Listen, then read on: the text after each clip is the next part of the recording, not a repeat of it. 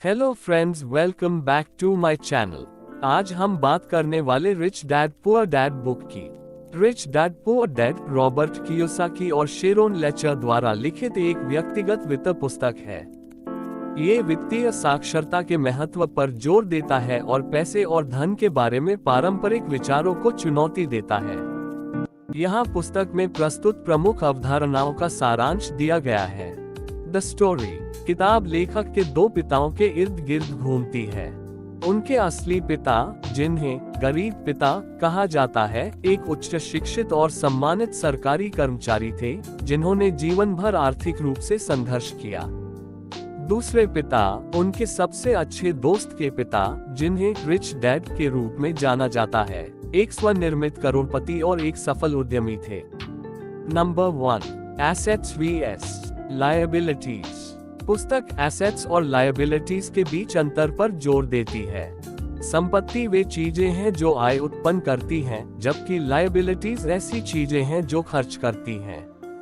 लेखक व्यक्तियों को उपभोक्ता वस्तुओं या महंगी कारों जैसी लायबिलिटीज को जमा करने के बजाय आय सृजन करने वाली संपत्ति, जैसे कि अचल संपत्ति, स्टॉक और व्यवसाय प्राप्त करने पर ध्यान केंद्रित करने के लिए प्रोत्साहित करता है। नंबर 2, कैश फ्लो और वित्तीय स्वतंत्रता। कैश फ्लो की अवधारणा पुस्तक के केंद्र में है। कियोसाकी निष्क्रिय आय धाराओं के निर्माण के महत्व पर जोर देती है जो किसी के खर्च से अधिक होती है, जिससे व्यक्तियों को वित्तीय स्वतंत्रता प्राप्त करने की अनुमति मिलती है। वह पाठकों को उन संपत्तियों में निवेश करने के लिए प्रोत्साहित करता है जो उनके खर्चों को कवर करने के लिए नकदी प्रवाह उत्पन्न करती हैं। नंबर 3, वित्तीय शिक्षा का महत्व। कियोसाकी पर्याप्त वित्तीय शिक्षा प्रदान नहीं करने के लिए शिक्षा प्रणाली की आलोचना करता है। उनका तर्क है कि औपचारिक शिक्षा अक्सर अकादमिक ज्ञान पर ध्यान केंद्रित करती है, लेकिन आवश्यक वित्तीय कौशल की उपेक्षा करती है। वह व्यक्तियों को सक्रिय रूप से वित्तीय शिक्षा प्राप्त करने और धन, निवेश और व्यवसाय के बारे में अपने ज्ञान का विस्तार करने के लिए प्रोत्साहित करता है। नंबर 4, मानसिकता और डर पर काबू पाना। किताब पैसे के मामले में सही मानसिकता रखने के महत्व पर जोर देती है।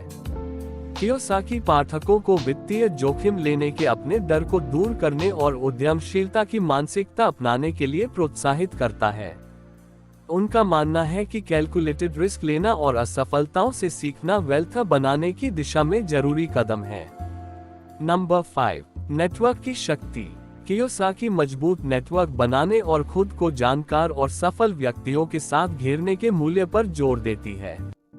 वह सलाह देते हैं कि ऐसे सलाहकारों की तलाश करें जो वित्तीय स्वतंत्रता के मार्ग पर मार्गदर्शन और सहायता प्रदान कर सकें। कुल मिलाकर रिच डैड पुअर डैड पाठकों को प्रोत्साहित करता है कि वे पैसे के बारे में अपना दृष्टिकोण बदलें, धन निर्माण की मानसिकता अपनाएं और संपत्ति प्राप्त करने, नकदी प्रवाह बनाने और बुद्धिमानी से निवेश करने पर ध्यान केंद्रित करके अपने वित्तीय भविष्य को नियंत्रित करें। मुझे उम्मीद है आपको हमारी वीडियो पसंद आई होगी।